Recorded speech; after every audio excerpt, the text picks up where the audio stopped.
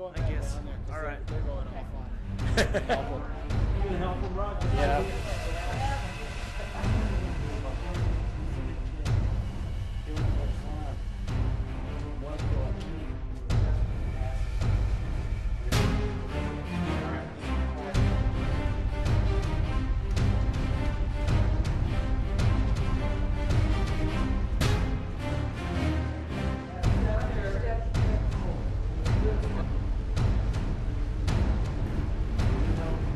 I was testing it downstairs, and there's all sorts of stuff that tugs out down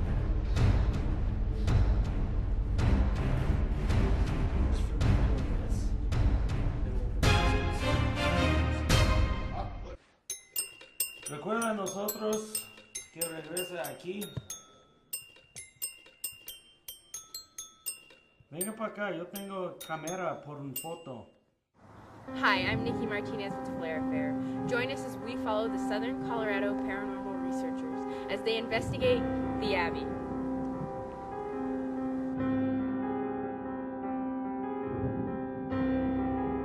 Surrounded by a 200-acre landscape, this English Gothic-style building was home to monks of the St. Benedict Order for over 80 years.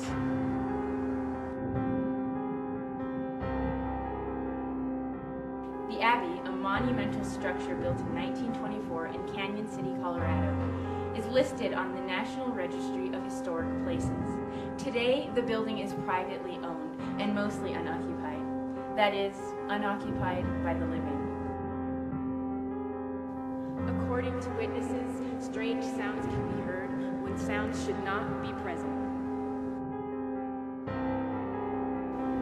A distinct smell of tobacco travels these corridors, and a chair in the dungeon-like basement below us seems to constantly reposition itself from its original position to a far-off corner of the room. Some claim to have chased a dark, shadowy figure through this basement. Others say they've been pushed by an unknown entity.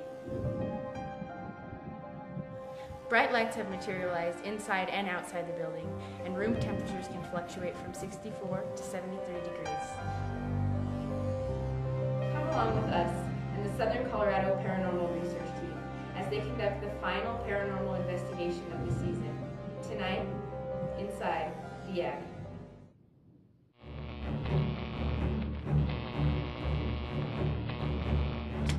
I'm Roger White, co-founder of Southern Colorado Paranormal Researchers.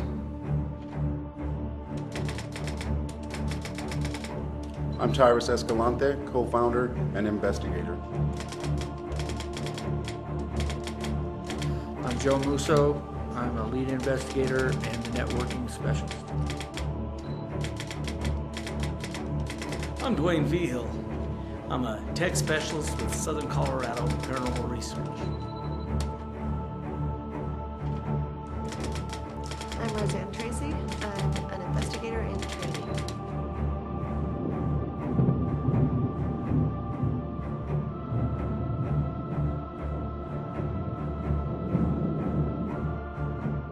Well, I was a total skeptic my whole life, and never really believed in ghosts, didn't really think too much about it. And then about 7 years ago, I had an experience, and it just kind of made me very curious. It actually happened twice in the afternoon. So Tyrus and I worked together, and I went to work the next day, and I was telling him about this experience that I was having. He told me about some experiences that he had when he was a kid. And so every day it sort of became water cooler talk at work, and we kind of decided, well, you know, we work in the high-tech field, and we thought, well, why don't we take our high-tech background and actually go out and see if we can capture something.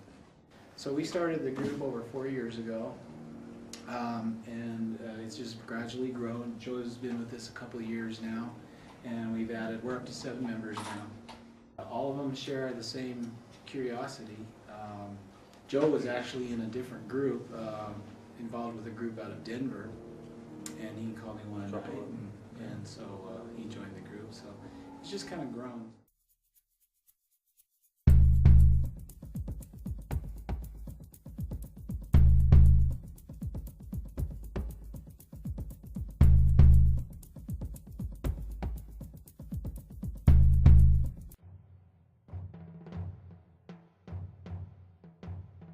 the world you're going to come into tonight, running is a sign of weakness. You never show any of these things weakness. If you're weak, you're a target. Plain and simple.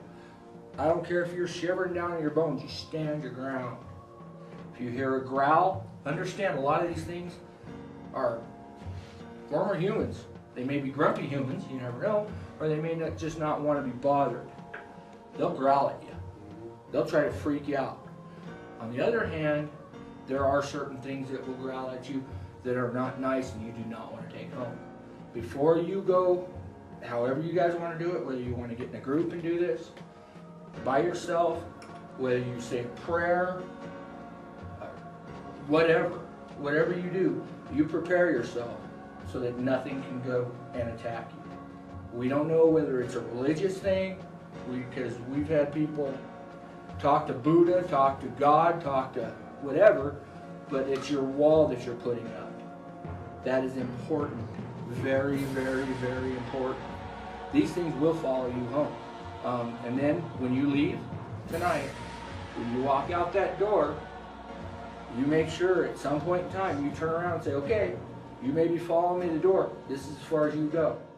Well, I've kind of come to the conclusion, especially after we did the Abbey last time, is that whatever this paranormal activity is, you can call it a ghost, you can call it a spirit, we've coined a term called sentient energy. And to me it makes sense that it's all energy based. We had a motion sensor go off twice in the basement. Yeah, we had it here. It's the radio. Yeah. We're using radios.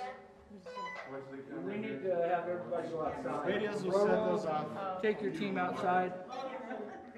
And because it's energy based, I don't think it's necessarily good for you. We talk to people all the time that believe they have a ghost in their house or a ghost in their building, and they say, oh, well, you know, we're fine with it. You know, it doesn't mean us any harm. It's just playful, whatever. And I always tell them, well, it's still not really good for you, because think about it. If it's energy based, when you're exposed to some sort of an energy over a period of time, you're going to get sick. If you stand in front of an open microwave oven on high for a period of time, what's going to happen? You know, if you live under a high tension power line, the electromagnetic fields are going to make you sick. So I believe that if this ghostly phenomena is energy based, that it's probably not good for you if you're exposed to it a lot. The motion sensor went on. I felt something brush by me and touch my head, and maybe 2 seconds later she got sick or something happened to her. And we came outside. Is it okay to talk about it? Yeah, oh yeah. And she went into tears and was shaking and just felt this overwhelming sense of sadness. You can actually feel that the energy was trying to communicate with you, or just gave you part of what it was feeling. Yes. Yeah. And I was standing in front of the room talking to it, and the motion sensor went off before, and then the second time it went off again, and that's when it actually went by her.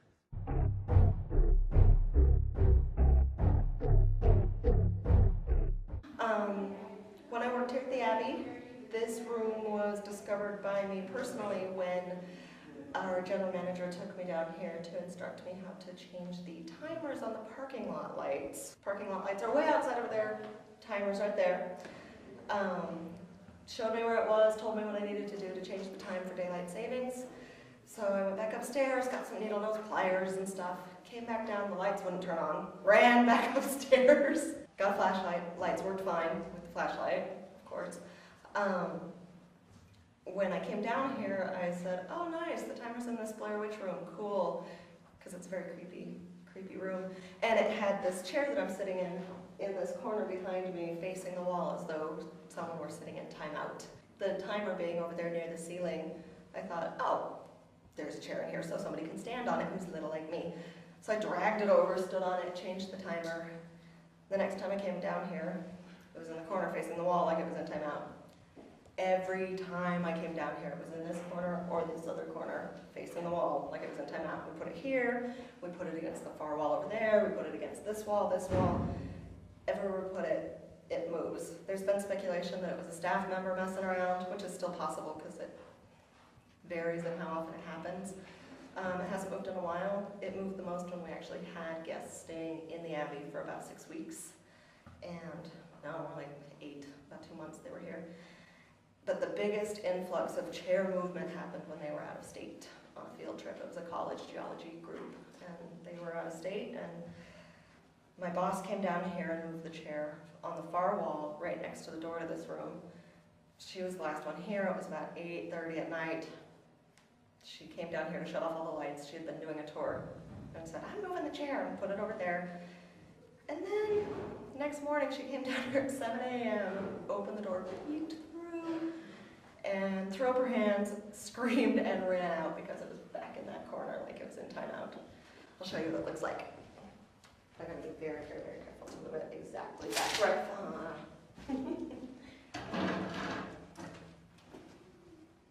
Like so.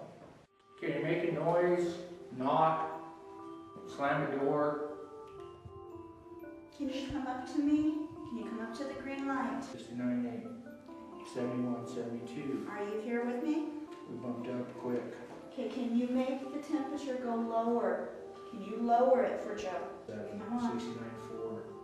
Lower it, sweetie, I know you're here. 6.7. Are you my same little boy that was here with me last time? Nobody means to hurt you here, honey. I know you're afraid. There are stories of some of the priests. There was one allegation against one of the priests of child molestation that took place here. The priest, when he was accused of it, formal charges were brought against him and he committed suicide. But I'm sure there were a lot of children here that did not have happy lives. Yeah. Richard Chung was the priest that committed suicide. Yo, Chung, are you around? Hey, baby raper. The next type of haunting is the inhuman type, and those are things like your poltergeists, which are extremely rare, your demonic type things that were not human and are not of a human nature. Some of the theories are like the fallen angels and things like that, or angels. Or angels and demons. Because angels and demons, because they were not human. The fourth type, go ahead, Tyrus. The portal. The portal, yeah. Go ahead and explain. Portal is where it comes on from being, say you're devil worshiping, if you're using a Ouija board, or if you're doing any type of thing where you're inviting the ghost in, or inviting the evil spirit in. And what happens is I tell the people, how's this piece of cardboard have any power, the little Ouija board?